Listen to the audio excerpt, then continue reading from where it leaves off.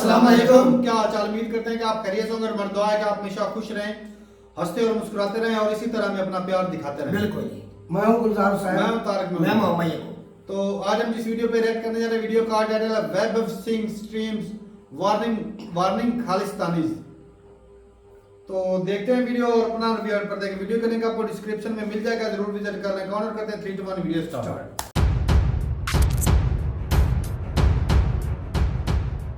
आज भारत के तिरंगे के साथ को अपमानित किया जा रहा है तो कोई तकलीफ नहीं हो रही है, वो इनका फ्रीडम ऑफ एक्सप्रेशन है। और जिस दिन खालिस्तान के झंडे को जलाया गया, उसके साथ फुटबॉल खेली गई, उसी यूके में, उसी कनाडा में, उसी अमेरिका में, तो धार्मिक भावनाएं हाथ हो जाएंगी क्योंकि उस पर निशान साहब बना हुआ है। ये बताते हैं कि ऑपरेशन ब्लू स्टार हुआ। ये कभी ये नहीं बताते कि उससे पहले पंजाब में कितने हजारों हिंदुओं की निर्मम हत्याएं की गई इन खालिस्तानियों द्वारा। कभी बताया इन्होंने? ना। बसों से उतार करके आई कार्ड देख करके हिंदुओं को लाइन में बिठा करके गोलियां मारते थे ये इसी पंजाब में जो आतंकवाद का दौर था इन खालिस्तानियों का, क्या भिंडरा वाले खड़ा होकर के बोलता नहीं था अगर हमारे जो बंदी सिख अगर इनको छोड़ा नहीं गया तो हम 25,000 हिंदू मार देंगे। आप इन 1% को कंट्रोल कर लीजिए, वरना फिर हमारा जो 99% वहां रहता है फिर वो भी कंट्रोल में नहीं रहेगा। ये बात याद रखिएगा।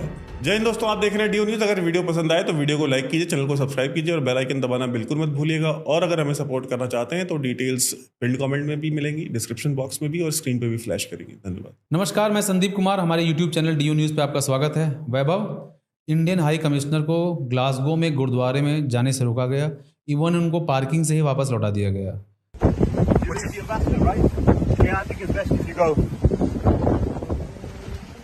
Indian High Commissioner came, but they're turning around.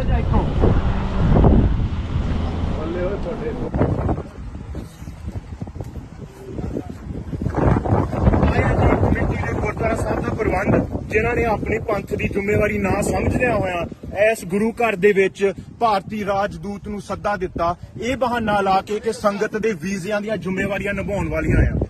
ये किस स्तर पे आ चुके हैं कि अब आप लोगों को गुरुद्वारे भी जाने नहीं दे रहे हैं, ये खालिस्तानी जो आतंकवादी हैं। इसके पीछे उनका मोटिव या इंटेंशन क्या है? देखिए, मुझे नहीं पता कि इंडियन हाई कमिश्नर वहां गए क्यों थे। पहली बात, उनको वहां जाना ही नहीं चाहिए था। जाना नहीं चाहिए, बिल्कुल नहीं जाना चाहिए था। जब आपको पता है कि यूके में, US में, कनाडा में ये सारे गुरुद्वारे ये खालिस्तानी कंट्रोल करते हैं, तो आप क्यों गए थे भाई वहां पे? आपको दिखते नहीं कि इन गुरुद्वारों के बाहर जो भिंडरा वाले के इतनी बड़े बड़े पोस्टर्स टांगे होते हैं, बैनर्स लगे होते हैं इन गुरुद्वारों के बाहर? तो आप क्यों गए थे अंदर? अब क्या उम्मीद लेकर के गए थे? क्या सोच के गए थे कि वहां पर आपको वेलकम किया जाएगा? और ये जो एक तरफा आपने जो वन साइडेड गंगा जो आपने बहाई हुई है भाईचारे की, इस पे भी देखिए फुल स्टॉप लगाने की जरूरत है। अब हम पिछले 15, 20, 25 साल से लगातार इस चीज में लगे हुए हैं। इस भारत की स्टेट लगी हुई है कि भाई ये चीज खत्म हो, टेंशन खत्म हो। चले कोई बात नहीं है, जो हुआ सो हुआ। चलिए हम 1 कदम आगे बढ़ जाते हैं, हम 2 कदम आगे बढ़ जाते हैं। लेकिन इस चीज को सामने वाली पार्टी ने आप ही कमजोरी समझ लिया है। उनको लगता है कि इन्होंने हमारा कोई कर्ज खाया हुआ है, हम तो इनको कुछ भी करेंगे, ये आएंगे हमारे पास। प्रधानमंत्री ने भी, अगर आपको याद हो तो, 550वां गुरु पर प्रकाश पर्व जो है गुरु नानक का मनवाया। सारे जितने भी फॉरेन मिशंस थे इंडिया के दुनिया भर में, खुद भी बंगला साहिब जाते हैं, बाकी जगहों पे जाते हैं। प्रधानमंत्री को तो जूते से मार रहे हैं लोग, कटआउट उनका जो पोस्टर बना के। अभी आप देखेंगे कनाडा में, तो ये तो करेंगे।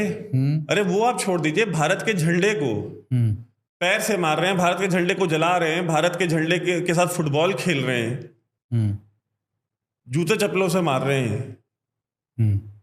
और मैं ये जो बाहर जो सिख रहते हैं, जो नॉन खालिस्तानी है, जो खालिस्तानी नहीं है, मैं इनसे पूछना चाहता हूं कि मुझे जरा एक बात बताएं कि आज तो चलिए इंडिया के झंडे के साथ फुटबॉल खेल रहे हैं, उसको पैर से मार रहे हैं, उसको जला रहे हैं, लेकिन जिस दिन सामने वाले की तरफ से रिटेलिएशन आया और सामने वाली कम्युनिटी ने अगर खालिस्तान के झंडे के साथ फुटबॉल खेलना शुरू कर दिया, उसको जलाना शुरू कर दिया और उसके साथ बेइज्जती भी शुरू कर दी, उस दिन क्या करेंगे आप?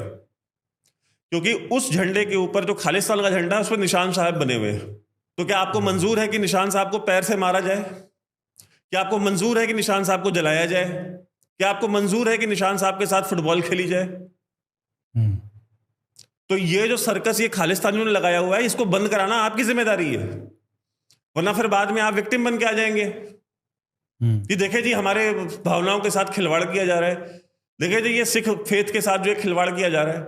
भारत का झंडा भारत की 140 करोड़ की जनता की अस्मिता, सम्मान और उनके आत्मसम्मान का द्योतक है।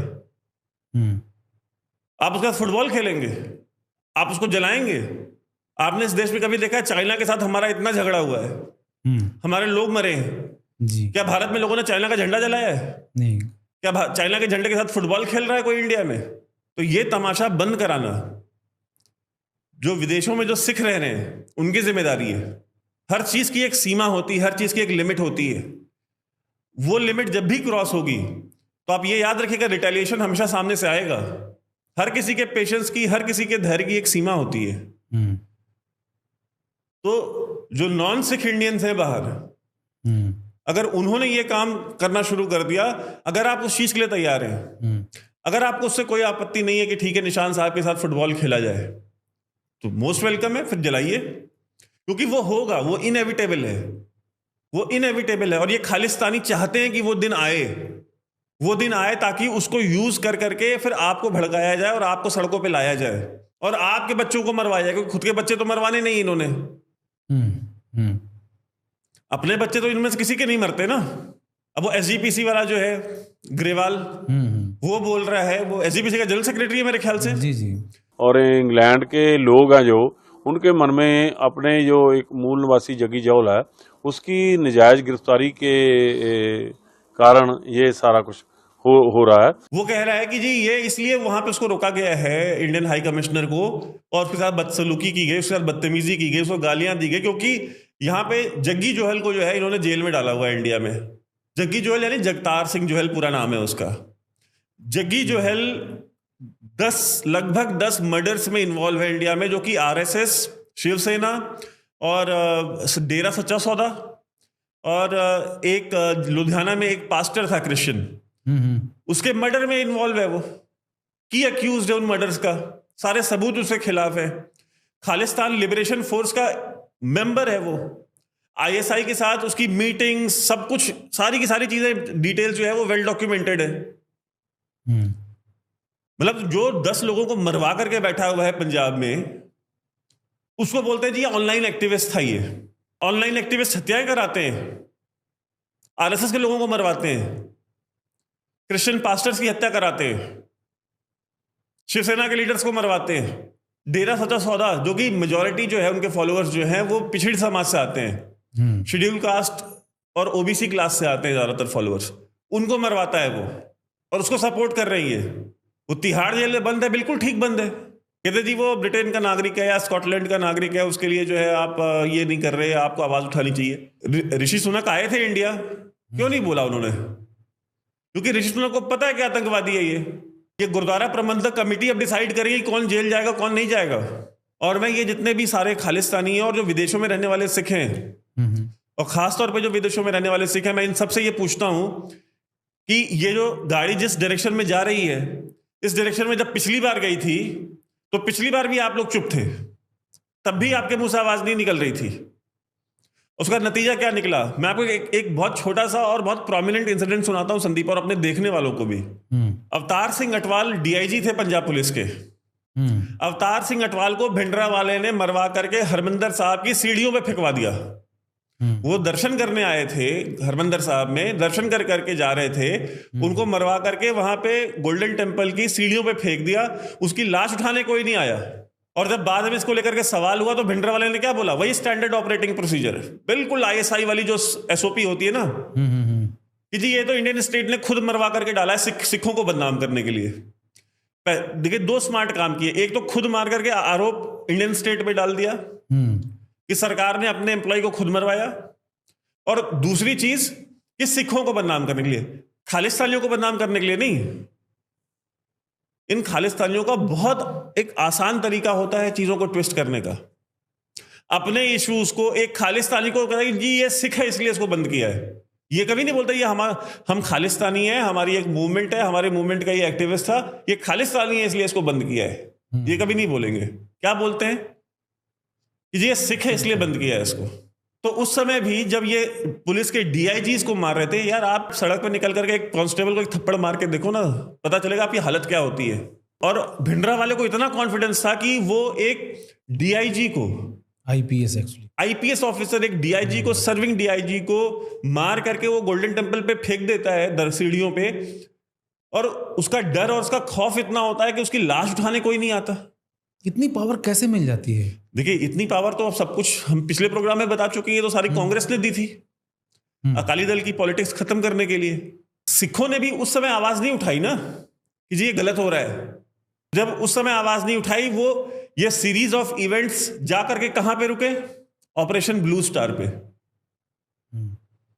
एक दिन ऐसा आया कि ऑपरेशन ब्लू स्टार करना पड़ा, जिसके लिए इंडियन स्टेट मैं मानता हूं वो अवॉइड कर सकता था, नहीं होना चाहिए था। एक दुर्भाग्यपूर्ण ऑपरेशन था, कोई दूसरा रास्ता निकाला जा सकता था, लेकिन नहर जहां तक लेके गई ना, बात उस नहर तक पहुंची। तो आज भी, अभी अमृतपाल था बाहर, जब तक अमृतपाल बाहर था क्या बोलते थे जी? जितने भी आपके पंजाब में कॉन्टैक्ट्स है हमारे, जो दोस्त हैं जो थोड़े सिंपैथेटिक होते हैं ये खालिस्तानियों के प्रति, वो क्या बोलते हैं जी? ये तो एजेंसियों का बंदा है जी, ये तो आप एजेंसियों का बंदा है जी, ये तो आईबी वालों का बंदा है जी, ये तो रॉ वालों का बंदा है। अगर एजेंसियों का बंदा है और रॉ का बंदा है तो अगर पुलिस ने पकड़ लिया तो फिर हाय तौबा क्यों मचा रहे हो? अगर वो एजेंसियों का बंदा था तो एजेंसियों ने पकड़ के जेल में डाल दिया, तो आप क्यों हाय तौबा मचा रहे हो? क्यों दुनिया भर में आपने प्रोटेस्ट किए अमृतपाल के लिए? ये लोगों की आंखों में धूल झोंकने का काम करते हैं। ये बिल्कुल आईएसआई का जो मोडस ऑपरेंडी है ना, स्टैंडर्ड ऑपरेटिंग प्रोसीजर, खुद करो और आरोप इंडियन स्टेट पे डाल दो। पुलवामा हुआ जी, ये तो इंडिया ने खुद कराया जी। पठानकोट हुआ, ये तो इंडिया ने खुद कराया जी। उरी हुआ जी, ये तो फॉल्स फ्लैग ऑपरेशन है जी।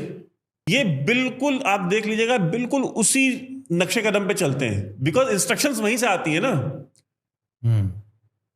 जो वॉर गेमिंग होती है, जो वॉर रूम है, वो तो इस्लामाबाद और आपपारा में है, जहां पे आईएसआई का हेडक्वार्टर है।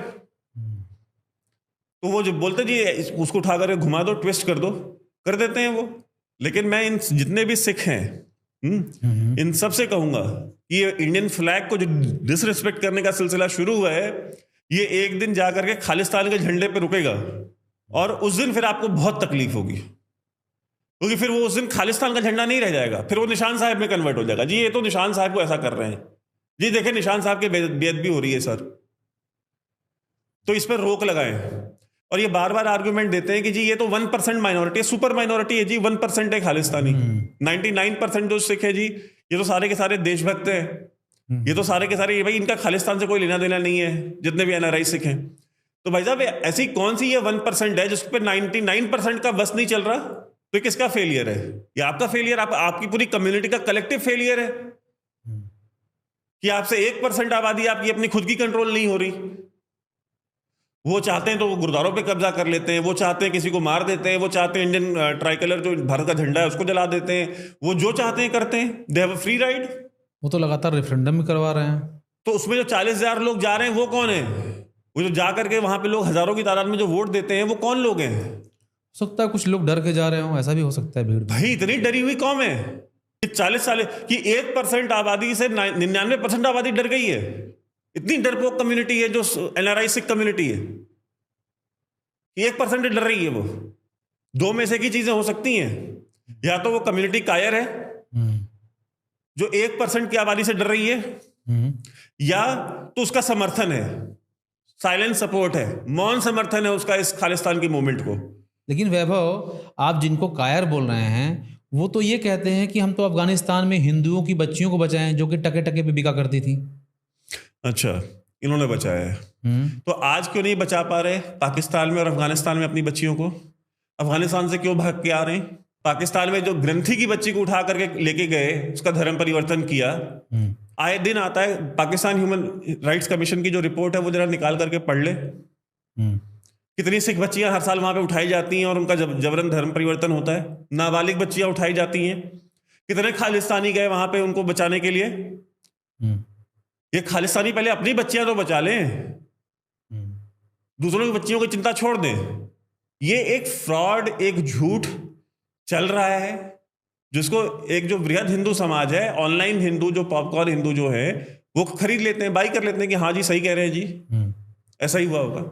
महाराजा रंजीत सिंह ने काबुल पे कब्जा किया, वहां जंग लड़ी और काबुल पे जीत हासिल की। ये तो सबको बताया जाता है, ये सबको गला फाड़ फाड़ के चिल्लाते हैं और बताते हैं। महाराजा रंजीत सिंह की सेना में कितने हिंदू थे उसकी चिंता, वो गिनती कभी नहीं बताते ही है। उनके कितने जनरल्स थे जो हिंदू थे वो नहीं बताते कभी। तीसरी बात, महाराजा रंजीत सिंह ने जब सोना चढ़ाया काशी विश्वनाथ टेम्पल पे, तो क्यों चढ़ाया ये कभी नहीं बताते। महाराजा रंजीत सिंह जब काबुल पे, जब उन्होंने विजय हासिल की, तो काबुल पे विजय हासिल करने के बाद जो सरेंडर ट्रीटी साइन हुई वहां के राजा के साथ, बादशाह के साथ, उसमें जो पहली कंडीशन लिखी गई वो ये थी कि सोमनाथ का दरवाजा वापस करो। अच्छा। तो वहां के बादशाह को मालूम नहीं था कि यार ये तो 400 500 700 साल पहले की बात है। उसने पता लगवाया तो वो काबुल की एक मस्जिद में वो दरवाजा लगा हुआ था। वो दरवाजा निकलवा के लेके आया वो, और वो दरवाजा दिया। क्योंकि उस समय सोमनाथ मंदिर नहीं था, तो उन्होंने वो दरवाजा हरमंदिर साहब में लगाया, जो आज गोल्डन टेम्पल में लगा हुआ है। आज भी गोल्डन टेम्पल में जो दरवाजा लगा हुआ है वो दरवाजा सोमनाथ मंदिर का है। ये हमें नहीं पता था, हमको लगता है व्यूवर्स को भी नहीं पता होगा ये बात। तो हमको पढ़ाते हैं जिनका खुद इतिहास से कोई लेना देना नहीं, संस्कृति से कोई लेना देना नहीं, जिनको कुछ नहीं पता, वो बताते हैं कि हमने किन की बच्चियों को बचाया, किन की बच्चियों को नहीं बचाया है। और महाराजा रंजीत सिंह से भी 700 साल पहले बप्पा रावल ने जाकर के काबुल पे विजय हासिल की थी। बप्पा रावल कोई खालिस्तानी नहीं थे, एक राजपूत सम्राट थे भारत के। उन्होंने काबुल में विजय हासिल की, ना कि सिर्फ वहां के बादशाह को हराया, उसकी बेटी से शादी की, अपने भतीजे को वहां पे बिठाया शासक के रूप में, और खुद वापस आए। और हर 100 किलोमीटर की दूरी पे उन्होंने एक मिलिट्री चेक पोस्ट बनवाई, जिसकी वजह से बप्पा रावल के जाने के बाद भी 300-400 साल तक कोई भी मुगल या अरब या तुर्क भारत के ऊपर विजय हासिल नहीं कर पाया। ये चीज़ लिटरली मुझे नहीं मालूम, मुझे तो नहीं पता, व्यूवर्स को भी नहीं पता होगा जो आप बता रहे हैं ये बात। तो बात वही है कि ये जो खालिस्तानी है ये ज्यादा ज्ञानी ना बने। ये बेसिकली हिंदुओं को ह्यूमिलिएट करने के लिए बोलते हैं। ऑनलाइन हिंदू जिनको ज्यादा चीजें पता नहीं है, जो पढ़ते नहीं है, जिनको इतिहास का ज्ञान नहीं है, उनको गिल्टी फील कराने के लिए बोलते हैं, उनको मॉक करने के लिए बोलते हैं। अगर इतने बहादुर हैं तो आज क्यों नहीं जाते? जाओ ना पाकिस्तान, फटती है पाकिस्तान जाने में नहीं, क्योंकि पैसे तो वहां से मिल रहे हैं। अगर पैसे दे रहे हैं तो फिर इन खालिस्तानियों को कोई दिक्कत नहीं है। सिखों की बच्चियां पाकिस्तान में उठें, उनका रेप हो, उनके साथ जबरन शादी हो, उनका धर्म परिवर्तन हो, इन खालिस्तानियों को कोई दिक्कत नहीं है। जाएं अफगानिस्तान लड़े तालिबान के खिलाफ, पैसे और हथियार इंडिया दे देगा, जाओ लड़ के दिखाओ मुझे। वहां लड़ने नहीं जाएंगे, ये वहां से चले आएंगे, वहां से भाग जाएंगे। हमें इन चीजों को ना बताएं कि हमने किन की बच्चियों को क्या बताया है। मैं इस विषय में ज़्यादा नहीं बोलना चाहता, क्योंकि फिर लोगों की भावनाएं आहत होती हैं, धार्मिक भावनाएं भी आहत होती हैं, सांस्कृतिक भावनाएं भी आहत होती हैं। और लेकिन ये जिस डगर पे ये खालिस्तानी चल रहे हैं और जिस तरह से ये मनमानी कर रहे हैं, एक ना एक दिन आप देखिएगा ये एक ऐसा क्लैश होगा विदेशों की धरती पे, जिसको दोनों साइड रिग्रेट करेंगी। दोनों साइड को रिग्रेट होगा कि ऐसा नहीं होना चाहिए था। और इसको रोका सिर्फ एक तरीके से जा सकता है कि आप अपने तरफ से रेड लाइंस क्रॉस करना बंद कर दीजिए। आप अपनी तरफ से जो भारत के झंडे को अपमानित करना बंद कर दीजिए। आप हिंदुओं के ऊपर हमले बंद कर दीजिए। आप हिंदुओं को धमकी देना बंद कर दीजिए। क्योंकि अगर ये चीज शुरू हुई तो ये एक ऐसा साइकिल शुरू होगा जो ना फिर आपके कंट्रोल में होगा ना दूसरी साइड के कंट्रोल में होगा, और खामियाजा दोनों भुगतेंगे। ये गलतफहमी निकाल दीजिए कि फिर आपकी मनमानी चलेगी। आपकी मनमानी यहां भी नहीं चलेगी, आपकी मनमानी वहां भी नहीं चलेगी। आपको एक लेवरेज दिया जा रहा है, आपको छूट दी जा रही है कि चलो जाने दो यार, जाने दो, कोई बात नहीं, हो गया, गलती हो गई, छोड़ दो, माफ कर दो। यार आप तो सर पे ही चढ़ते जा रहे हो। इंडियन स्टेट की भी तो धैर्य की कोई सीमा होगी ना। इंडियन स्टेट को क्या समझ लिया आपने? इंडियन स्टेट तो बोले कि नॉर्मलाइज कर रहे हैं टेररिज्म को कनाडा। बिल्कुल कर रहे हैं। हमने तो अपने पहले वीडियो में कहा था कि कनाडा तो ग्लोबल एपिसेंटर ऑफ टेररिज्म है। हमने तो गिनाए थे, वो संगठन गिनाए थे। वो तो अपने पार्लियामेंट में नाजी वार क्रिमिनल को सेलिब्रेट कर रहे हैं। Zelensky's speech received at least a dozen standing ovations. There was also one for this man, a 98-year-old Ukrainian Canadian who fought for Ukrainian independence against the Russians during the Second World War. उसी विचारधारा के लोग हैं ना। Jagmeet Singh Nazi विचारधारा का है ना। ये खालिस्तानी उसी नाजी विचारधारा के लोग हैं। ये उसी फासिस्ट माइंडसेट के लोग हैं। ये बताते हैं कि ऑपरेशन ब्लू स्टार हुआ। ये कभी ये नहीं बताते कि उससे पहले पंजाब में कितने हजारों हिंदुओं की निर्मम हत्याएं की गई इन खालिस्तानियों द्वारा? कभी बताया इन्होंने? ना। बसों से उतार करके आई कार्ड देख करके हिंदुओं को लाइन में बिठा करके गोलियां मारते थे ये इसी पंजाब में। टारगेटेड किलिंग पंजाब में बहुत पहले से है जी। ये जो मैं आपको बता रहा था, अवतार सिंह अटवाल का जो हत्या हुई है 1983 में हुई है। जब 1983 में आप चुप थे तो उसके बाद अगर ब्लू स्टार हुआ तो फिर आपको तकलीफ किस बात की है भाई? अवतार सिंह अटवाल का भी तो श्राप लगेगा किसी को, उसके परिवार का भी तो श्राप लगेगा किसी को। आप मुझे बताइए, पंजाब में जो आतंकवाद का दौर था इन खालिस्तानियों का, क्या भिंडरा वाले खड़ा होकर के बोलता नहीं था अगर हमारे जो बंदी सिख अगर इनको छोड़ा नहीं गया तो हम 25,000 हिंदू मार देंगे, हम 50,000 हिंदू मार देंगे? तो क्या जब भिंडरा वाले स्टेज पे खड़ा होकर के ये बातें बोलता था तो ये सिख जो खालिस्तानी है, जो विदेशों में जो बैठे जो कम्युनिटी है, सिख कम्युनिटी, ये मुंह में दही जमा के क्यों बैठी हुई थी? क्या इसने कभी विरोध किया उसका कि भिंडरा वाले गलत कर रहा है? आज उसी भिंडरा वाले की तस्वीरें अपने यहां गुरुद्वारों में लगा के बैठे होते हैं ये, जो 50,000 हिंदुओं की हत्या की बात करता था और बसों से उतार करके हिंदुओं को मरवाता था आई कार्ड देख करके। ऐसे आतंकवादियों को सेलिब्रेट करते हैं, उसके बाद ह्यूमन राइट्स की बात करते हैं। शर्म नहीं आती इनको? आज भारत के तिरंगे के साथ को अपमानित किया जा रहा है तो कोई तकलीफ नहीं हो रही है, वो इनका फ्रीडम ऑफ एक्सप्रेशन है। और जिस दिन खालिस्तान के झंडे को जलाया गया, उसके साथ फुटबॉल खेली गई, उसी यूके में, उसी कनाडा में, उसी अमेरिका में, तो धार्मिक भावनाएं आहत हो जाएंगी क्योंकि उस पर निशान साहब बना हुआ है। आप जो बोते हैं वही काटते हैं, आप जो बो रहे हैं आप वही काटेंगे। ये बात मेरी लिख करके रख ले, जितने भी आप NRI सिख्स हैं। आप ये जो आपकी सुपर माइनॉरिटी 1% खालिस्तानी है, आप इनको कंट्रोल कीजिए, वरना उसका खामियाजा फिर सारे भुगतेंगे। आप भी भुगतेंगे अगर आपको गलत फहमी है कि आप बच जाएंगे, आपकी भावनाएं नहीं आहत होंगी। आप हमारी भावनाएं आहत करते रहेंगे और वो किसी तरीके से आपका जन्मसिद्ध अधिकार है तो आपका जन्मसिद्ध अधिकार नहीं है। अधिकार फिर सबका है। अगर आपके पास हमारी भावनाएं आहत करने का अधिकार है तो हमारे पास आपकी भावनाएं आहत करने का अधिकार है।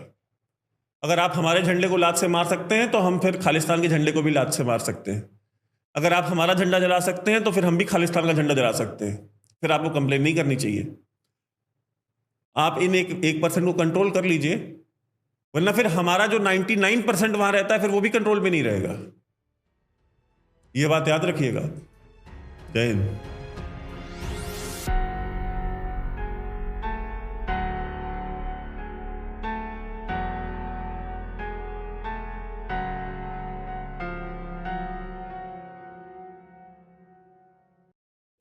चलें जी, वीडियो खत्म हो गया और वैभव सिंह ने बहुत आज बातें की है, लेकिन मैं एग्री करता हूँ। ये बनता भी है, जायज भी है भाई कि झंडे के साथ डिसरिस्पेक्ट कोई भी कंट्री जितनी बहुत ज्यादा बेइज्जती वाली बात है, ज्यादती वाली बात है ना। इसमें ये बहुत ज्यादती की है जो झंडे के साथ वोट ये झंडा सिर्फ हिंदुओं का नहीं है, ये सिखों का भी है, ये उस मुल्क की पहचान है। ईसाई, मिर्जाई, जितनी कम्युनिटी रहती है हिंदुस्तानी, जो हिंदुस्तानी खुद को बोलते हैं, ये सबकी इज्जत है भाई। और उनको ये कैसे पैरों में रोंद रहे हैं, आग लगा रहे हैं, अपनी पहचान को रोल रहे हैं ना।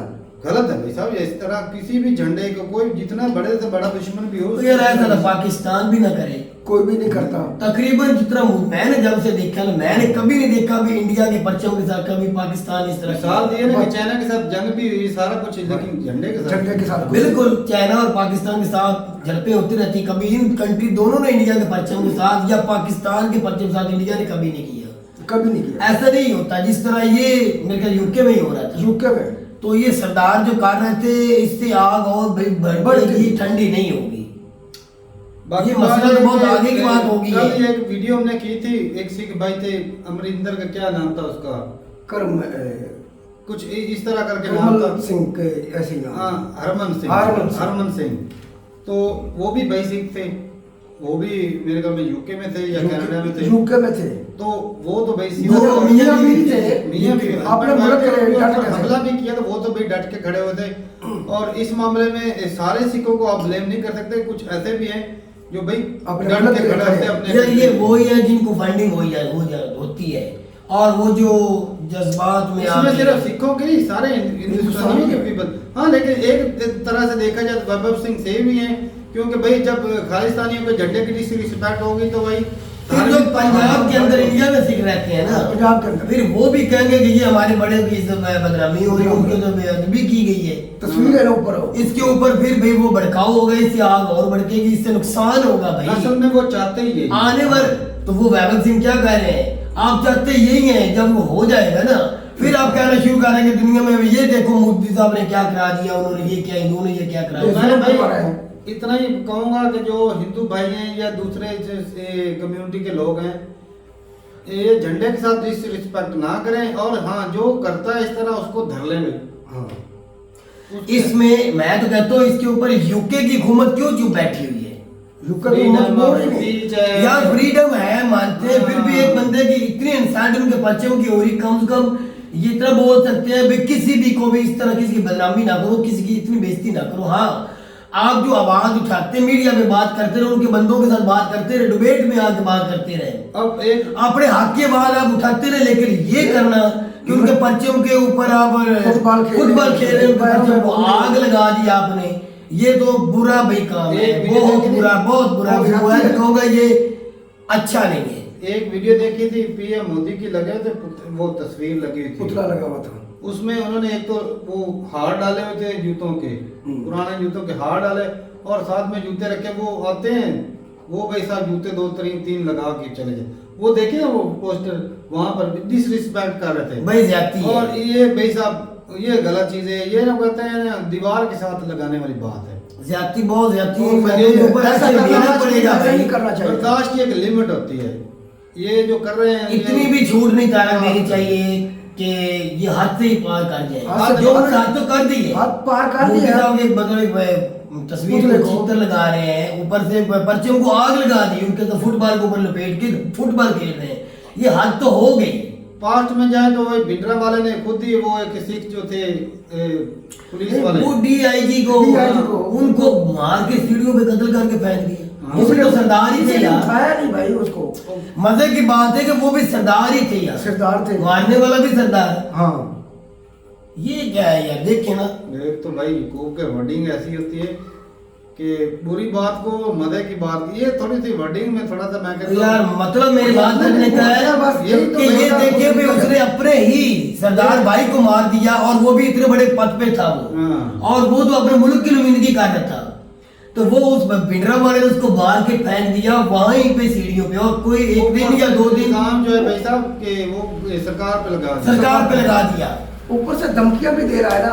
मजे की बात कहने का मतलब है कि मजे की बात ये है कि वो खुद कह रहे हैं, खुद ही करके कि वो कर रहे हैं। हैरत की बात बोल दे, मजे की बात दुख वाली होती चलो है। सॉरी, हैरत ये हैरत वाली बात है। लेकिन ये भिंडरा वाला भी फिर उसकी पिक्चरें इतनी उन्होंने लगाई हुई है हर गुरुद्वारे के बाहर। वो वैभव सिंह क्या बोल रहे थे भाई, अपने हाई कमीशन को पहले नंबर पे उनको उधर जाना नहीं चाहिए, तो वैभव सिंह बोल रहे थे। सही बात है। आपको जब पता है ये मामला उठा हुआ है, जब ना जाए भाई, भिंडरा वाले की उन्होंने तस्वीरें लगाई हुई है, आपको हो सकता है ना जाना। पहले भी जाते हैं, प्राइम मिनिस्टर मोदी भी जाते रहे हैं गुरुद्वारों में, इसमें कोई नहीं। तो क्या एक मिसाल के तौर पे आप डॉक्टर यूके में जाते हैं, अब जो क्या वो अगर जाएंगे उनको भी रोका जाएगा? नहीं, अब मामला थोड़ा सा ज्यादा हुआ है, ये जो 2 खालिस्तानी मरे हैं ना, हाँ, उसकी वजह से मामला थोड़ा सा ज्यादा उठा हुआ है। लेकिन भाई बात ये है कि हाँ डिसरिस्पेक्ट की बात करें तो भाई हक के लिए लड़ना भी चाहिए। तो जिस तरह पाकिस्तान हमेशा मुसलमानों की बात उठाता है, हर जगह इसी तरह खालिस्तानी ये कहते हैं कि भाई हमने हिंदुओं की बच्चियों को बचाया, तो वैभव सिंह ने बोला कि भाई पहले अपनी को तो बचाओ। सही बात, हक पे है भाई कि पाकिस्तान में ज्यादतियां होती हैं भाई, कि जो नॉन मुस्लिम लड़कियां हैं आए दिन ये पाकिस्तान में हो रहा है ना, गलत हो रहा है। अगर ये चीज बाहर किसी कंट्री में मुसलमानों के साथ हो तो ये पाकिस्तान सबसे ज्यादा आवाज उठाएगा, लेकिन वही चीज चाइना में हो, उसको मारे उनके पाकिस्तान नहीं बोलेगा। औजार बिक रहे हो दूसरे कंट्री में, वो सस्ते भी बिक रहे हो, महंगे भी बिक रहे हो, उस वक्त पाकिस्तान नहीं बोले, क्योंकि वहां से मालूम मिल रहा है, पैसा मिल रहा है, पैसा। तो साफ जाहिर है भाई पाकिस्तान के खिलाफ वो नहीं बोलेंगे। हाँ बीच में ऐसा नहीं कि बोले नहीं, जब ये हुआ था ना कि एक सिखों की लड़की को उठाया गया था, पहले हिंदुओं की लड़कियों को उठाते इस लेवल पर, बड़े लेवल पर आवाज नहीं उठी थी।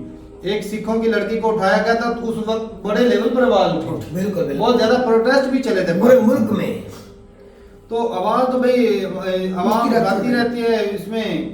बाकी भाई डिसरिस्पेक्ट जो है वो किसी के झंडे की नहीं करनी चाहिए। मुझे तो नजर जो आ रहा है, जो कनाडा में जो मारे गए, सिख मारे गए, अब ये इनके हाई कमीशन को रोका गया, ऊपर ये परचम के साथ ये बेअदबी की गई, ये मामला मुझे रुकता हुआ नजर नहीं तरकार अभी तक। ये बढ़ रहा है भाई, वो ना रुके नहीं।